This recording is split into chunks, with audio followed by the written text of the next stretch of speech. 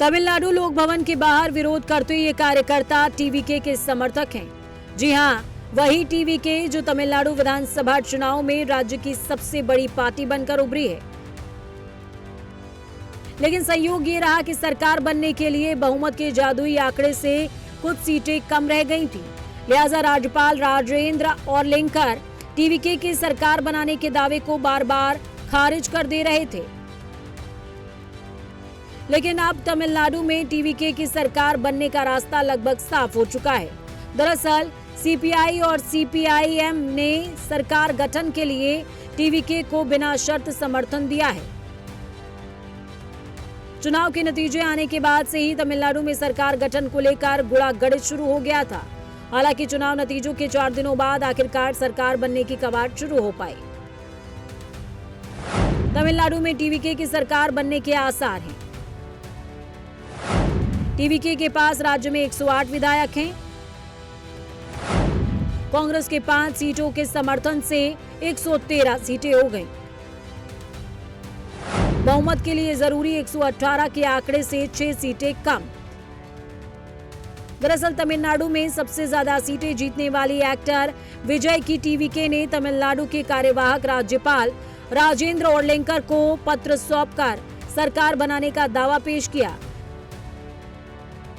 लेकिन राज्यपाल ओरलेंकर ने सरकार गठन के लिए जरूरी 118 विधायकों के समर्थन की कमी का हवाला देते हुए विजय को आमंत्रित करने से इनकार कर दिया। राज्यपाल राजेंद्र ओरलेंकर ने गुरुवार को दूसरी बार टीवीके प्रमुख विजय के सरकार बनाने के दावे को खारिज कर दिया।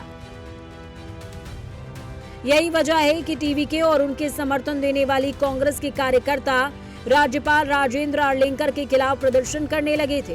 वो राज्यपाल से सदन में बहुमत साबित करने का अवसर मांग रहे थे। Of the governor to follow the due constitutional process. If the largest party is claiming to have the numbers, they should allow him to prove the numbers on the floor of the house, not in the floor of the governor's house, on the floor of the legislative house. And I think anybody who is claiming to have the numbers should be given that opportunity. If they fail, that is different. Then nobody gets to form the government. But at whose behest is the governor acting? इन सब के बीच DMK और एआईएडीएमके के बीच गठबंधन अटकलों ने भी तमिलनाडु की मौजूदा सियासी लड़ाई में नई हलचल पैदा कर दी थी। हालांकि टीवीके ने साफ कर दिया था कि अगर दोनों द्रविड़ पार्टियां सरकार बनाने का दावा पेश करती हैं, तो टीवीके के सभी 108 विधायक इस्तीफा दे देंगे।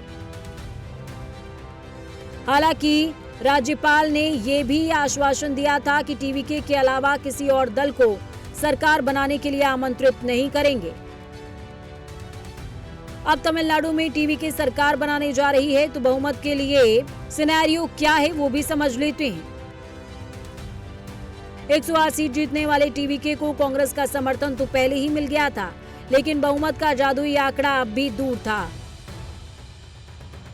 लेकिन सीपीआई और सीपीआईएम के समर्थन के बाद अब टीवीके के लिए सरकार बनाने का रास्ता आसान हो गया है। इन सब के बीच दिलचस्प बात यह है कि टीवीके को समर्थन मिलने से पहले एआईएडीएमके सांसद एन थंबीदुराई एआईएडीएमके के सत्ता में आने का दावा फिर करते नजर आ रहे थे। No, that what I am telling this only I can say. There is the public sentiment is there that ADMK has to come to the power. That is the voters at the time whenever my party leader Edappadi visited, lot of emotion and everything public showed. That we are expecting that may happen due course of time with God's grace. क्योंकि सियासत में किसी भी संभावना से इनकार नहीं किया जा सकता, ऐसे में एक सिनेरियो ये भी बना था कि टीवीके अगर एआईएडीएमके के साथ गठबंधन करके सरकार बनाने का दावा पेश कर सकती थी, लेकिन अब ये सारी संभावनाएं खारिज हो चुकी हैं।